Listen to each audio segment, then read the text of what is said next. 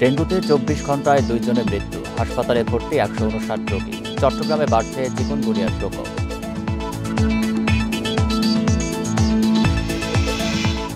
সাবেক সিইসি নুরুল হুদার দ্বিতীয় দফায় ৪ দিনের রিমান্ড মঞ্জুর। রাষ্ট্রদ্রোহ মামলায় হাজির করা হয় আদালতে।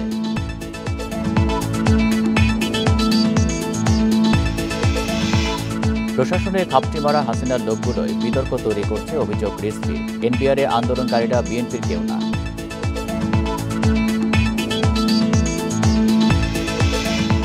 নিয়ন্ত্রণ হারিয়ে রাজধানীর টেকনিক্যাল মোড়ে সড়ক বিভাজকে বাস, নিহত ১, গুরুতর আহত ১ জন, চালক গ্রেপ্তার।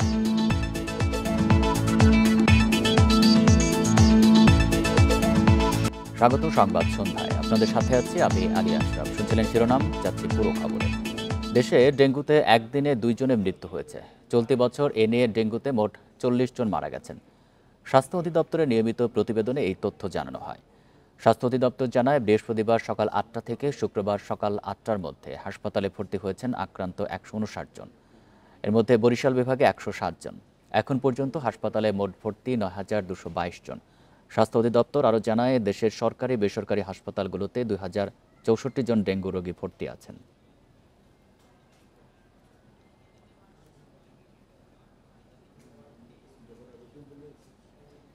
ডেঙ্গু আর করোনার মতোই উপসর্গ চিকুনগুনিয়ার। কিছু ক্ষেত্রে অস্থিসন্ধির ব্যথা ও শরীরে র্যাশ দেখে পার্থক্য করা যায়। এই পার্থক্য দেখেই রোগটির চিকিৎসা দিচ্ছেন চট্টগ্রামের ডাক্তাররা। কারণ চিকুনগুনিয়া শনাক্তে আরটি-পিসিআর টেস্টের সুযোগ নেই সেখানে। বর্ষায় এডিস মশার বিস্তার বেড়ে যাওয়ায় এই রোগ বাড়ছে বলে ধারণা চিকিৎসকদের। ডেঙ্গুর ভাইরাস বহনকারী এডিস মশার মাধ্যমে ছড়ায় চিকুনগুনিয়া। করোনা আর ডেঙ্গুর মতোই উপসর্গ, তাই ধরা পড়ে দেরিতে। চট্টগ্রামের তীব্র জ্বরে ভোগা রোগীদের শরীরে র্যাশ আর অস্থিসন্ধিতে ব্যথা দেখে চিকুনগুনিয়া ধারণা করছেন চিকিৎসকরা। যারা চিকুনগুনিয়া নিয়ে আসছেন তাদের বেশিরভাগ ক্ষেত্রে জ্বর এবং তীব্র শারীরিক ব্যথা, গিরায় গিরায় ব্যথা এবং পরবর্তীতে তাদের র্যাশ নিয়ে তারা আসছেন। এসব লক্ষণ থেকে চিকুনগুনিয়া আমরা ধারণা করি। এই রোগ শনাক্তে অ্যান্টিবডি পরীক্ষা হয় চট্টগ্রামে, তবে এতে পুরোপুরি নিশ্চিত হওয়া যায় না। করতে হয় আরটি-পিসিআর টেস্ট, যা শুধু রাজধানীতেই আছে। আইসিটি মেথডের একটা লিমিটেশন হচ্ছে যখন অ্যাকিউট ফেস ইনফেকশন এবং আর্লি স্টেজ থাকে, লো ভাইরাল লোডের কারণে অনেক সময় আইসিটি মেথড সেটা শনাক্ত করতে পারে না। সো এটার জন্যই মোর স্পেসিফিক এবং মোর সেন্সিটিভ টেস্ট হচ্ছে আরটি-পিসিআর মেথড। যখন আমরা আরটি-পিসিআর মেথডে করব, শনাক্তের কাজ শুরু করব, আশা করি সেই সংখ্যাটা কেটে যাবে। ঢাকায় সরকারি 3টি ল্যাবে আরটি-পিসিআর টেস্টে ১৫৩ জনের চিকুনগুনিয়া শনাক্ত হয় চলতি বছরের মে মাস পর্যন্ত। পরীক্ষার ব্যবস্থা না থাকায় চট্টগ্রামের রোগীদের পরিসংখ্যান নেই সিভিল সার্জন কার্যালয়ে। রেপিডলি চিকুনগুনিয়াকে যাতে আমরা ডায়াগনোস করতে পারি, আমাদের কোভিডের আরটি-পিসিআর, কোভিডের রেপিডেন্টের টেস্ট, ভিন্ন পরীক্ষার পাশাপাশি যাতে চিকুনগুনিয়া টেস্টও অ্যাভেলেবেল করা যায়, আমি এটা আমাদের সরকার উদ্যোগ মহাসঙ্গে কথা বলে আমরা ব্যবস্থা করার চেষ্টা করব। এই রোগ ঠেকাতে বিভিন্ন সংস্থার সমন্বিত মশা নিধন কার্যক্রমের তাগিদ দিয়েছেন কীটতত্ত্ববিদরা। Abdullah Rakib, independent news, Chattogram. সাবেক প্রধান নির্বাচন কমিশনার এম নুরুল হুদার দ্বিতীয় দফায় ৪ দিনের রিমান্ড মঞ্জুর করেছেন আদালত। দিনের ভোট রাতে করা সহ প্রহসনের নির্বাচনের মাধ্যমে জনগণকে ভোটাধিকার থেকে বঞ্চিত করার অভিযোগে রাজধানীর শেরেবাংলা নগর থানায় করা মামলায় তাকে রিমান্ড দেওয়া হয়েছে। ঢাকার চিফ মেট্রোপলিটন ম্যাজিস্ট্রেট আদালত শুক্রবার এই আদেশ দেন। ৪ দিনের রিমান্ড শেষে ফের রিমান্ড আবেদনের উপর শুনানির জন্য আদালতে আনা হয় সাবেক সিইসি কে এম নুরুল হুদাকে। রাষ্ট্রদ্রোহিতা ও প্রহসনের নির্বাচনের অভিযোগে ফের ১০ দিনের রিমান্ড চায় পুলিশ। পুলিশ পাহারায় শুক্রবার বেলা ২:৩০টার দিকে আসামিকে আদালতে তোলা হয়। আদালতকে রাষ্ট্রপক্ষের আইনজীবী জানান, সাবেক সিইসি নুরুল হুদা প্রহসনের পাতানো নির্বাচন করে সরকারি অর্থ আত্মসাৎ করেছেন। ভোট রাতে করেছেন, তার সঙ্গে তার কারা কারা জড়িত এবং সরকারের সঙ্গে তার কি ধরনের সমঝোতা এবং কিভাবে তিনি অর্থগুলো ব্যয় করেছেন, নির্বাচন কমিশনের আরও যে বিষয়গুলো এখানে জড়িত আছে, সেই জন্য তাকে আরও জিজ্ঞাসাবাদ করা প্রয়োজন। তবে আসামি পক্ষের আইনজীবীরা রিমান্ডের বিরোধিতা করে জামিন চান। রাষ্ট্রদ্রোহ সহ নতুন করে ৩টি ধারা যুক্ত করা আইনত ঠিক হয়নি বলে দাবি করেন। ওই ধারাতে তো ওনাকে আটকায় রাখার আইনগত কোনো সুযোগ ছিল না বা এখনও নাই আমরা মনে করছি। আমাদের আসামি পক্ষ থেকে আমরা বলার চেষ্টা করেছি, আমরা বলেছি বিজ্ঞ আদালতকে যে এই ধারা এই আসামি নুরুল হুদার জন্য লাই করে না। এদিকে একই মামলায় সাবেক সিএসি কাজী হাবিবুল আউয়াল 3 দিনের রিমান্ডে রয়েছেন। মাহফুজার রহমান মিলন, ইন্ডিপেন্ডেন্ট নিউজ, ঢাকা। প্রশাসনের মধ্যে খাপটি মেরে থাকা হাসিনার লোকজন বিএনপিকে বিতর্কিত করছে বলে মন্তব্য করেছেন বিএনপির সিনিয়র যুগ্ম মহাসচিব রুহুল কবির রিজভী। এ সময় তিনি দাবি করেন এনবিআরের আন্দোলনে বিএনপির কেউ নেই। আর লন্ডন বৈঠকের পর নির্বাচন নিয়ে জনমনের নতুন আকাঙ্ক্ষা তৈরি হয়েছে বলে মন্তব্য করেন বিএনপির চেয়ারপারসনের উপদেষ্টা জয়নুল আবদিন ফারুক। শুক্রবার সকালে রাজধানী নয়াপল্টনে রথযাত্রা উপলক্ষে আলোচনা সভার আয়োজন করে পূজা উদযাপন ফ্রন্ট ঢাকা মহানগর। অনুষ্ঠানে প্রধান অতিথি বিএনপির সিনিয়র যুগ্ম মহাসচিব রুহুল কবির রিজভী। নির্বাচন সংস্কার সহ নানা বিষয়ে কথা বলেন তিনি। রিজভী বলেন, প্রশাসনের মধ্যে শেখ হাসিনার লোক ঘাপটি মেরে আছে, তারা বিএনপিকে বিতর্কিত করছে। এনবিআর অফিসে যারা বিএনপির নাম ভাঙাচ্ছেন তারা কেউ দলের কর্মী নন বলে দাবি করেন তিনি। সুবিধাবাদী গোষ্ঠী একটা চক্র, তারা নানাভাবে বিভ্রান্ত করার চেষ্টা করছে। রিজভী আরও বলেন, বিগত সরকারের সব কার্যক্রমই ছিল অবৈধ। দেশে গণতন্ত্র প্রতিষ্ঠায় বর্তমান সরকারকে প্রয়োজনীয় সংস্কার করে দ্রুত নির্বাচন দেওয়ার দাবি জানান তিনি। সংস্কার করে দ্রুত নির্বাচন তারা দিবেন, বা দ্রুত নির্বাচন নয়, যৌক্তিক সময়ের মধ্যে নির্বাচন তারা দেবেন। আমরা তাদের উদ্যোগ, ভূমিকা, বিশেষ করে প্রধান উপদেষ্টা লন্ডনে গিয়ে আমাদের ভারপ্রাপ্ত চেয়ারম্যান সাহেবের সাথে দেখা করেছেন। অন্যান্য যেগুলো ভালো কাজ, সমস্ত ভালো কাজের আমরা সমর্থন করছি। এদিকে জাতীয় প্রেস ক্লাবে এক অনুষ্ঠানে বিএনপি চেয়ারপারসনের উপদেষ্টা জয়নুল আবেদিন ফারুক বলেন, লন্ডনে প্রধান উপদেষ্টার সঙ্গে তারেক রহমানের বৈঠক জনমনে যে আকাঙ্ক্ষা তৈরি করেছে, রোজার আগে নির্বাচন দিয়ে তা পূরণ করবে সরকার। ডক্টর প্রফেসর মোহাম্মদ ইউনূসের কাছে আমাদের বিনীত অনুরোধ থাকবে, আপনি হয়তোবা আপনার কমিটমেন্ট ইনশাল্লাহ ঠিক থাকবে, রোজার আগে দেশে একটা নির্বাচন হবে, সেই নির্বাচনের প্রস্তুতি নিশ্চয়ই সরকার গ্রহণ করছেন। আমরাও আশাবাদী আজকে হাসিনা পরবর্তী নির্বাচিত সরকারকে শিক্ষা ব্যবস্থা আধুনিক করতে হবে বলেও মন্তব্য করেন তিনি। সবার একটি আশা। Mehedi Hasan, independent News, Dhaka. সামাজিক ব্যবসা শুধু বাংলাদেশ নয়, বরং পুরো বিশ্ব বদলে দেওয়ার ক্ষমতা রাখে, এমন মন্তব্য করেছেন প্রধান উপদেষ্টা অধ্যাপক মোহাম্মদ ইউনূস। সকালে সাভারের জিরাবোতে আয়োজিত সামাজিক ব্যবসা দিবসের অনুষ্ঠানে তিনি বলেন, সামাজিক ব্যবসা দিবস নিয়ে আপত্তি ছিল বিগত সরকারের। 5 আগস্টের পর প্রথম এই দিবস পালন করা সম্ভব হয়েছে বলেও জানান তিনি। বিশ্বজুড়ে সামাজিক ব্যবসার সাথে যুক্ত উদ্যোক্তাদের নিয়ে শুরু হয়েছে দুদিনের আয়োজন। শুক্রবার সকালে ইউনুস সেন্টার ও গ্রামীণ গ্রুপের যৌথ আয়োজনে সাভারের জিরাবোতে সামাজিক কনভেনশন সেন্টারে অনুষ্ঠানের উদ্বোধন করেন প্রধান উপদেষ্টা অধ্যাপক ড. মোহাম্মদ ইউনূস। অধ্যাপক ড. মোহাম্মদ ইউনূস বলেন, পৃথিবীতে সবার জন্য স্বাস্থ্যসেবা নিশ্চিত করার একমাত্র সঠিক পথ হল সামাজিক ব্যবসা। এর মাধ্যমে স্বাস্থ্যসেবার চ্যালেঞ্জগুলো সফলভাবে মোকাবেলা করা সম্ভব। স্বাস্থ্যসেবা নিশ্চিতে সামাজিক ব্যবসা একমাত্র উপায়, যা অনুদানের মাধ্যমে সম্ভব নয়। এই বছরের প্রতিপাদ্য সবার জন্য স্বাস্থ্যসেবা নিশ্চিতকরণে সবচেয়ে কার্যকর পথ হল সামাজিক ব্যবসা। বিশ্বব্যাপী স্বাস্থ্যসহ নানা খাতে বৈষম্য ও সীমাবদ্ধতা দূর করে একটি টেকসই, ন্যায়ভিত্তিক ও মানবিক মূল্যবোধের ব্যবস্থা গড়ে তুলতে এই আয়োজন। প্রধান উপদেষ্টা বলেন, শিক্ষা ব্যবস্থার প্রথম দায়িত্ব হল তরুণদের স্বপ্ন দেখাতে উৎসাহ দেওয়া। নতুন পৃথিবী গড়তে নতুন স্বপ্ন দেখতে হবে। বিশ্ববিদ্যালয়ের উদ্দেশ্য শুধু ডিগ্রি দেয়া নয়, বরং স্বপ্ন বাস্তবায়নে ভূমিকা রাখা। যে কোনো শিক্ষা সিস্টেম তৈরি করতে হবে স্বপ্ন দেখার মাধ্যমে। স্বপ্ন দেখা শেখানোই প্রথম কাজ হবে শিক্ষা সিস্টেমের। গ্রামীণ বিশ্ববিদ্যালয় নতুন সভ্যতা গড়তে সহায়তা করবে। স্বপ্ন না দেখলে বাস্তবায়ন সম্ভব নয়, স্বপ্ন দেখতে হবে। বিষণ্ণ বিশ্ব তৈরি করতে চাই না, সুন্দর বিশ্ব তৈরি করতে চাই, নতুন সভ্যতা গড়তে চাই, সেটা আমরা পারব। আগামীতে যে গ্রামীণ বিশ্ববিদ্যালয় গড়ে তোলা হবে, সেখানে 3-0 তত্ত্বকেও প্রাধান্য দেওয়া হবে বলে জানান প্রধান উপদেষ্টা। নূরে জান্নাত, ইন্ডিপেন্ডেন্ট নিউজ। পাখির সঙ্গে ধাক্কার পর ঢাকায় ফিরে আসা বিমানের যাত্রীদের অন্য ফ্লাইটে সিঙ্গাপুর পাঠানো হয়েছে। দুপুর 1টা 45 মিনিটে শাহজালাল আন্তর্জাতিক বিমানবন্দর থেকে উড্ডয়ন করে বিমানটি। বাংলাদেশ সময় বিকেল 5:30টার পর গন্তব্যে পৌঁছায়। বিমানের জনসংযোগ বিভাগের মহাব্যবস্থাপক ABM রওশন কবির এসব তথ্য জানিয়েছেন। এদিকে ফিরে আসা বিমানটিকে এরই মধ্যে চলাচলের উপযোগী করা হয়েছে। এটি উড্ডয়নের কিছুক্ষণের মধ্যে পাখির সঙ্গে ধাক্কা লাগে, এতে ইঞ্জিনের সমস্যা দেখা দেয়। পরে 2500 ফুট উচ্চতা থেকে বিমানটিতে রানওয়েতে ফিরিয়ে আনেন পাইলট। বিমানে 154 জন যাত্রী এবং 7 জন ক্রু ছিলেন।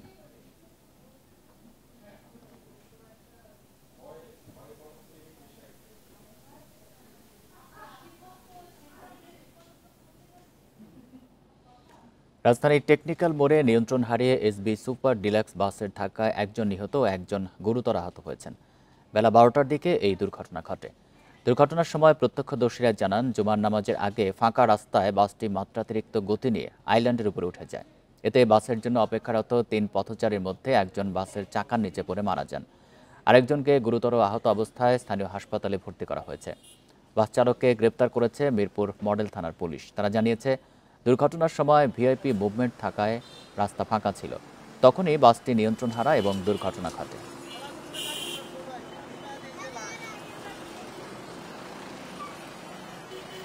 অনেক গতি ছিল, ফাঁকা রাস্তা ছিল, তো ভাবছে উনি এখান থেকে পার হয়ে যেতে পারবে, সেই কারণে কন্ট্রোল করতে না পারে তখন পরে আপনার এই আইল্যান্ডের উপর দিয়ে উঠাই দিচ্ছে। উঠাই দেওয়ার পরে একজন স্যার চাকার নিচে চলে গেছে, আরেকজন আমার সামনে বাড়ি খেয়ে পড়ে গেছে।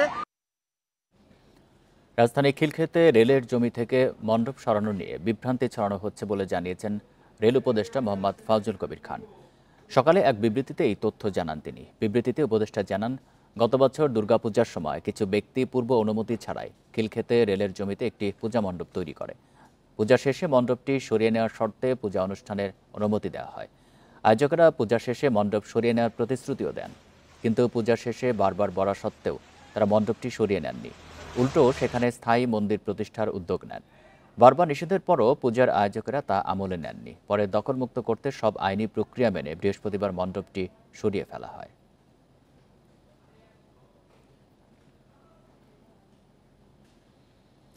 ছুটির দিনে বেশ জমে উঠেছে জাতীয় বৃক্ষ মেলা। ক্রেতারা পছন্দের গাছের তালিকা নিয়ে ঘুরছেন স্টলে স্টলে। দেশি বিদেশি বিচিত্র গাছের পাশাপাশি এবারই প্রথম 42 প্রজাতির বাঁশের সমারোহ হয়েছে মেলায়। সেখানে মিলছে বাঁশের কচি পাতার চা ও প্লাস্টিকের বিকল্প নিত্যপণ্য। চিরসবুজ বহুবর্ষী উদ্ভিদ বাঁশ। দেশে আছে ভুদুম, বৈজ্যা, স্বর্ণা, মুলিসহ 33 প্রজাতি। জাতিসংঘের খাদ্য ও কৃষি সংস্থার প্রতিবেদন অনুযায়ী বাঁশের প্রজাতি ও বৈচিত্র্য ভেদে বাংলাদেশ পৃথিবীর 8ম। তাই এবছর জাতীয় বৃক্ষ মেলায় দেশি বিদেশি 42 প্রজাতির বাঁশ নিয়ে সেজেছে এই স্টল। এখানে আছে বাঁশের তৈরি নানা রকম নিত্যপণ্য, যা ক্ষতিকর প্লাস্টিকের বিকল্প হতে পারে। আরও আছে এই উদ্ভিদের কচি পাতার নির্যাস থেকে তৈরি চা। কমপক্ষে 80টা ক্ষেত্রে বাঁশের কাজ হয়।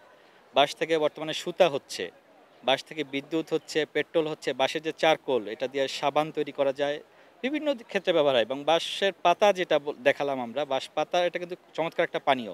এর মধ্যে প্রচুর সিলিকন থাকে, এটা হাঁটুর ব্যথার জন্য, হাড়ের ব্যথার জন্য এটা ভালো কাজ করে। ছুটির দিন হয়, মেলায় দর্শনার্থীর সমাগম বেড়েছে। তারা ফলদ ঔষধি ফুলের গাছ খুঁজছেন, পছন্দের তালিকা মিলে গেলেই কিনে ফেলছেন। নগরের ছাদ বাগান থেকে গ্রামের বাড়ির আশেপাশে রোপণ করতে তাদের মেলায় আগমন। বিভিন্ন রকম ফলজ বনজ সব পাওয়া যায়। সেই হিসেবে আমরা ছাদ বাগান বা মাটিতে করার জন্য, রোপণ করার জন্য আমরা এই গাছগুলি নিলাম।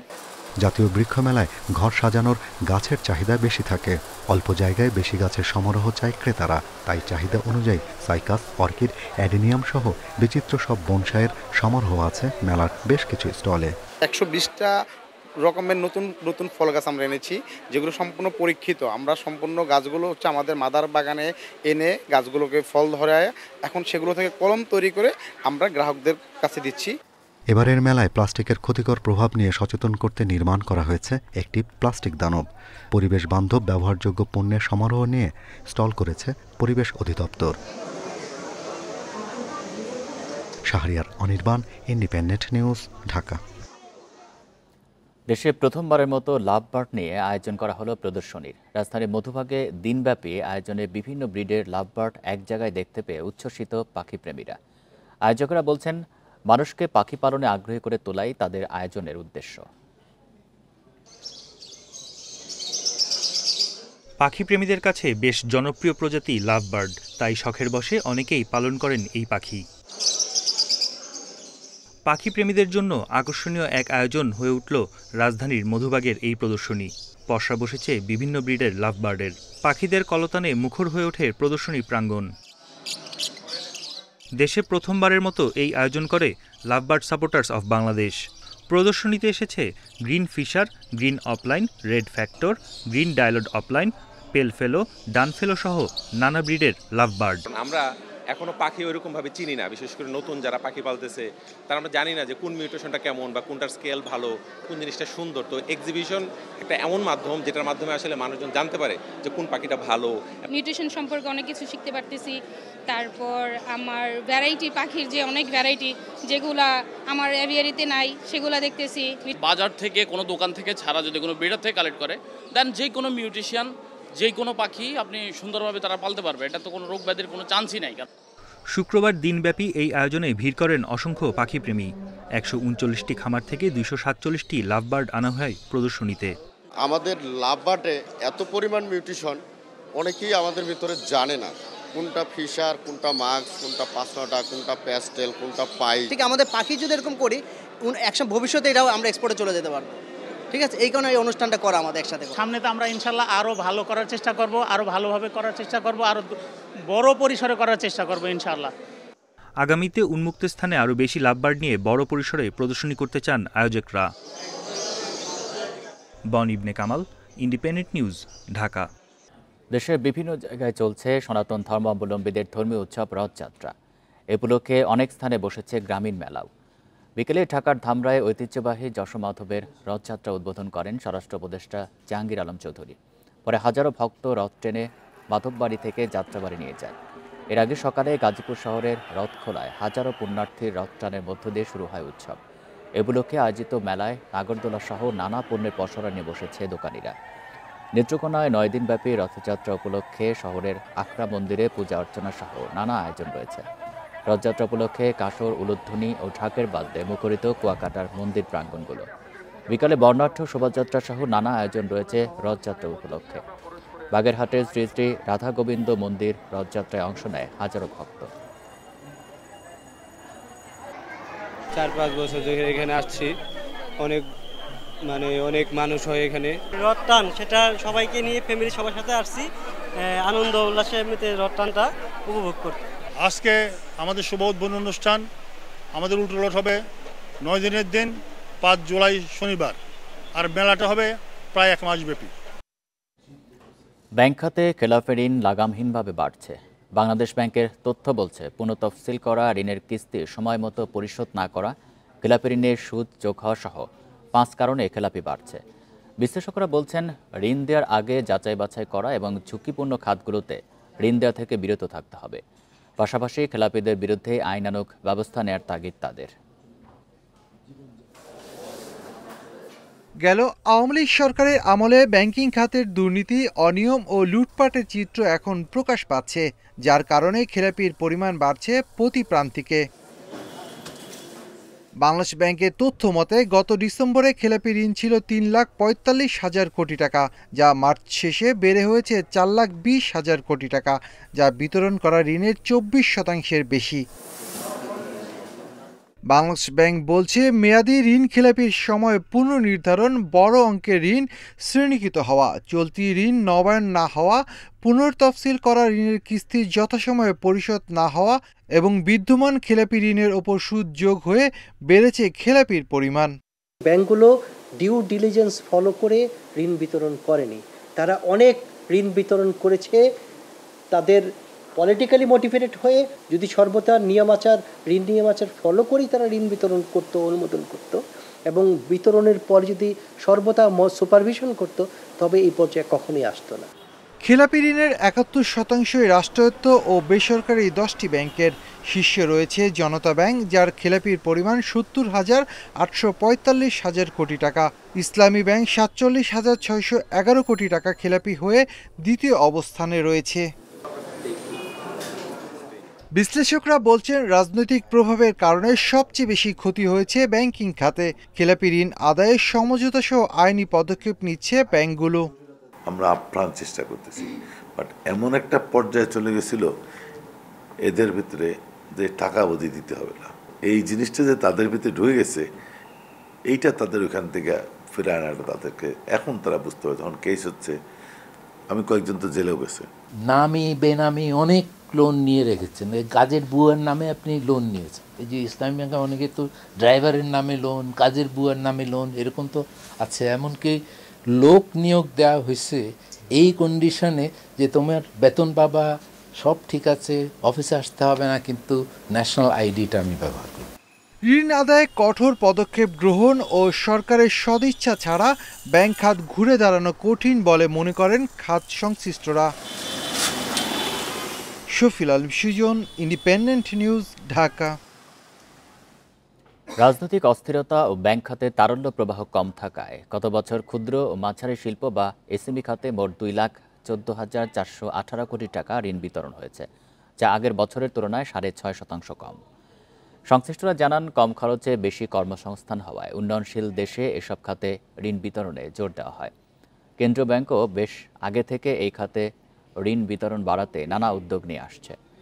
ব্যাংক খাতের মোট ঋণের অন্তত 27% এই খাতে বিতরণের নির্দেশ দেওয়া হয়েছে। 2024 সালে কিছু সময় জুড়ে অস্থিরতা ছিল, আবার ব্যাংক খাতে তারল্য প্রবাহ কম ছিল, যে কারণে ঋণ বিতরণ কমে গেছে। বাংলাদেশ ব্যাংকের তথ্য অনুযায়ী 2023 সালে ব্যাংক ও আর্থিক প্রতিষ্ঠানগুলো এ খাতে মোট 2,29,313 কোটি টাকার ঋণ বিতরণ করে। সে অনুযায়ী এক বছরে বিতরণ কমেছে 14,475 কোটি টাকা। এই ছিল সংবাদ সন্ধ্যায়। ধন্যবাদ সবাইকে।